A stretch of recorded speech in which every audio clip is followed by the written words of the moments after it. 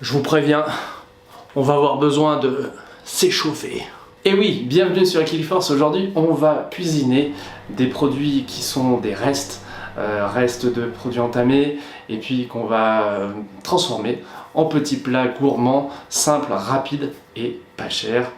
J'espère que ça va vous plaire. Je vais en profiter aussi pour vous révéler mes petits secrets d'organisation. Étape 1, inspection. Je vais observer ce que j'ai en réserve et je vais tout sortir. Inventaire du frigo pour commencer. J'ai presque 1 kg de carottes ici qui ne tiendra pas très longtemps si je ne m'en occupe pas. Un demi chou rouge, 2 oignons qui pourraient attendre mais je préfère les cuisiner aujourd'hui. Une petite aubergine qui commence à s'abîmer. De la patate douce cuite à la vapeur. Et dessous, c'est une purée avec des lardons végétaux et du brocoli. Un petit fond de pesto à la roquette que j'ai acheté chez Noz dans un retour de course récent. J'ai également de la boisson d'avoine, j'ai même envie de dire du lait d'avoine. Alors le problème c'est qu'il m'en reste beaucoup et que en général j'en ai besoin de peu, donc je suis un petit peu coincé parfois avec le reste. On va voir ce qu'on en fait. J'ai également un tout petit peu de fromage de chèvre. Bon, là ça sera vraiment pour ajouter un petit goût, mais pas plus. Et puis il me reste un bloc de tempeh, je sais pas si vous connaissez, c'est du soja fermenté de la marque Soy qui est fabriqué donc en France. Et on peut le consommer doré à la poêle, mariné en cubes, haché en bolognaise, donc voilà. Ça fait pas mal de pistes pour l'utiliser. J'ai également des feuilles de briques, c'est un incontournable dans mon frigo, j'aime beaucoup faire notamment des samoussas. En général, la durée de péremption est lointaine, donc là c'est le cas, mais je vais les cuisiner quand même puisqu'on est sur l'idée de faire plusieurs recettes. Et ce que j'ai sorti du frigo pourrait très bien aller dans ces feuilles de briques. J'ai également un petit peu de confiture de kiwi, donc je vais l'utiliser. Et puis vous le savez, c'est très important d'avoir la banane, mais au bout d'un moment on ne peut pas trop la garder, donc il faut en faire quelque chose. C'est ce qu'on va faire aujourd'hui. Et j'ai aussi un petit citron bio. Donc après avoir inspecté mon frigo et sorti les aliments qui avaient besoin d'être cuisinés, je prends un bloc de papier pour noter les catégories: fruits, légumes, protéines, boissons, pourquoi pas, un jus de carotte au citron, afin de préparer mes recettes. Ça, vous pouvez aussi le faire sur téléphone, dans les transports en commun, quand vous avez un petit peu de temps. Ça vous permet de réfléchir aux recettes que vous allez faire avec vos ingrédients. Et mes 2 légumes là, eh ben, il y en a un qui va aller dans les feuilles de briques et l'autre qui va finir en purée. Et le reste de boisson végétale ira dans le carrot cake. Et en ce qui concerne le tempeh, on va le cuisiner, on va le faire dorer une fois qu'on aura fait une petite poêlée de légumes. Troisième étape, l'organisation avant de se mettre au fourneau. C'est important de savoir dans quel ordre on va procéder parce que ça va faire gagner du temps. Ça va permettre de savoir à quel endroit on en est dans les différentes recettes. Alors personnellement, je commence toujours par les recettes qui prennent le plus de temps, c'est-à-dire celles qui ont besoin d'être chauffées, qui nécessitent parfois de l'épluchage, des actions comme ça qui font perdre un petit peu de temps. Et ensuite, pendant que les recettes à cuire cuisent, eh bien, je m'occupe des recettes qui ont besoin de moins de temps. Ici aussi, vous avez vu, les carottes, on va s'en servir en 2 fois, donc il va falloir que je fasse la première recette, le jus, pour faire le carrot cake juste derrière. Et pendant que mon four sera chaud, je ferai cuire aussi les samoussas que j'aurai préparés avec les ingrédients que je vous ai montrés. On trêve de discours, on relève les manches et on y va. On va commencer par éplucher les carottes. Eh ouais, elles ne sont pas bio. On dégaine l'économe, je vous conseille d'en avoir un bon, un efficace qui glisse sur la carotte. Alors celui-ci en plus, je l'avais acheté à la foire de Clermont-Cournon. Il glisse en avant, en arrière, en avant, en arrière. Ça le rend très facile d'utilisation. Et du coup, eh bien, ça fait quand même gagner un petit peu de temps sur cette corvée. Et si on se moque de vous parce que vous mangez des carottes, eh ben répondez qu'il y a plein de vitamines.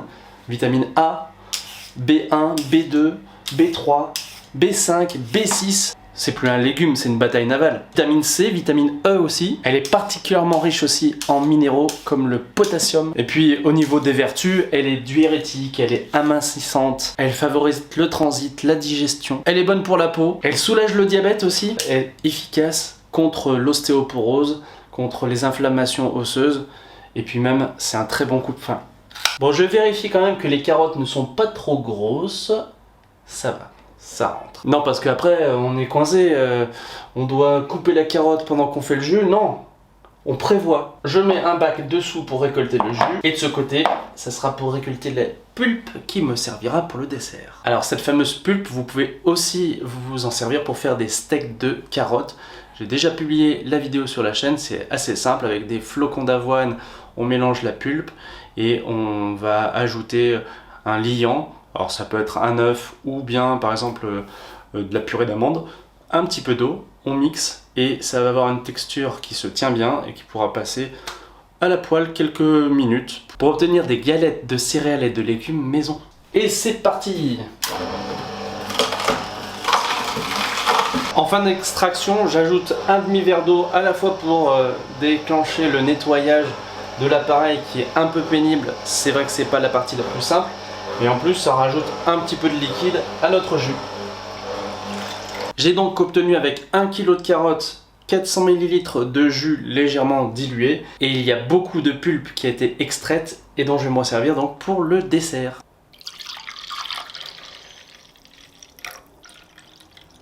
Pour mon carrot cake, eh bien, je vais commencer par écraser cette banane qui est assez mûre. Elle va en quelque sorte remplacer les œufs.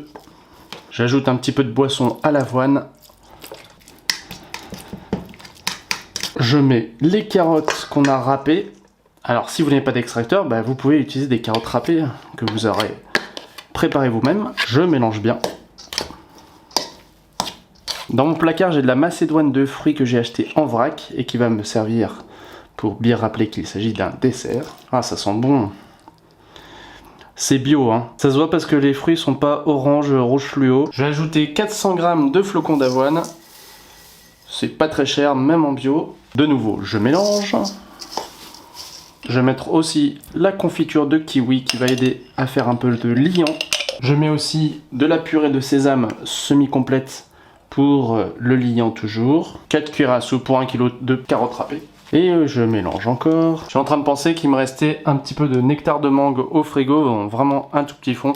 Mais voilà, c'est une opération anti-gaspillage, donc j'en profite. Je goûte pour avoir une idée des saveurs. Alors c'est très bien, mais il y a encore la mâche de la carotte, donc on va mixer tout ça au robot. Bon, je n'ai pas le robot pâtissier qui va bien, donc ça sera l'ancien qui va fonctionner. Et je vais m'y prendre à plusieurs fois. Je remets un petit peu de lait végétal.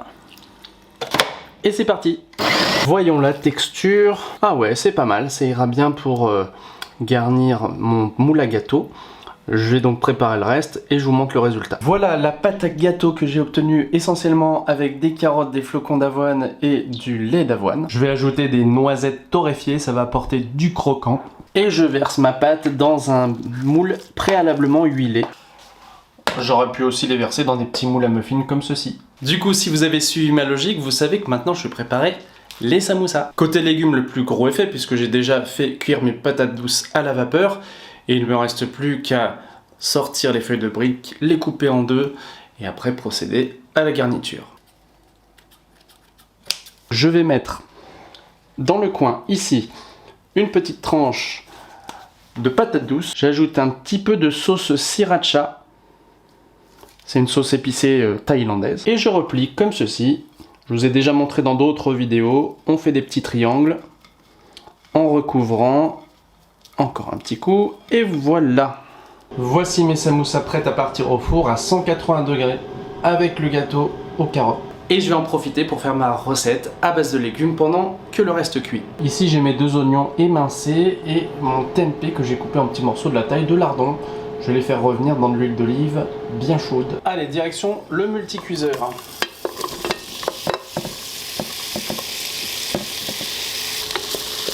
Je vais émincer le petit chou et couper en cubes l'aubergine. Voilà qui est fait, on va pouvoir les ajouter au reste de la préparation. J'ajoute les petits morceaux de chèvre, mais bien sûr c'est facultatif, c'est vraiment parce que il m'en restait.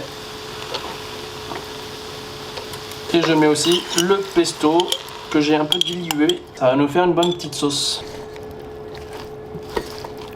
J'ajoute la moitié d'un verre d'eau et je vais laisser couvert pendant au moins 10 minutes, voire 15. Et puis si on ne sait pas quoi faire pendant ce temps, on s'occupe de la vaisselle. Pour terminer, j'ajoute les pommes de terre qui étaient déjà cuites avec du brocoli et du bacon végétal de la marque La Vie. Je l'ai déjà présenté dans mes retours de course végétaliens. Voici mes samoussas à la patate douce sauce sriracha. Elles ont cuit 15 minutes à 180 degrés et elles devraient être assez croustillantes et fondantes. On va vérifier. Voilà ce qu'on voit à l'intérieur donc. Ici nous avons le plat que j'ai réalisé avec du chou rouge, de l'aubergine, du tempeh, des pommes de terre, des brocolis et des oignons. Et le gâteau alors? Oh, il a une jolie couleur, ça sent bon aussi. Je vais le laisser refroidir quelques instants pour vous donner mon avis et vous montrer l'intérieur. Et voici donc ce que j'ai cuisiné avec tout ce que j'avais dans le frigo et qui allait s'abîmer. Voyons l'intérieur de ce gâteau. Wow, regardez. Voilà. Ben, il reste plus qu'à le goûter. C'est très fondant, la texture me fait penser un peu au gâteau de semoule. En plus, il est encore un petit peu tiède, donc c'est très agréable, je trouve. On pourrait le manger avec une petite boule de glace, ça serait super. En tout cas, on sent très bien les fruits confits que j'ai mis, les noisettes qui croquent, et on sent la carotte, mais pas trop. Donc voilà, je suis satisfait de vous avoir proposé cette version vegan du carrot cake.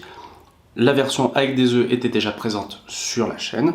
Mais aujourd'hui, vous avez vu, c'était un repas de la débrouille avec ce qu'il y avait à ne pas gaspiller, surtout dans le frigo. Je suis content de ce que j'ai réalisé. Et j'ai hâte d'échanger avec vous en commentaire pour me dire ce que vous en avez pensé. Et sinon, je vous retrouve très bientôt sur Equiliforce. Salut!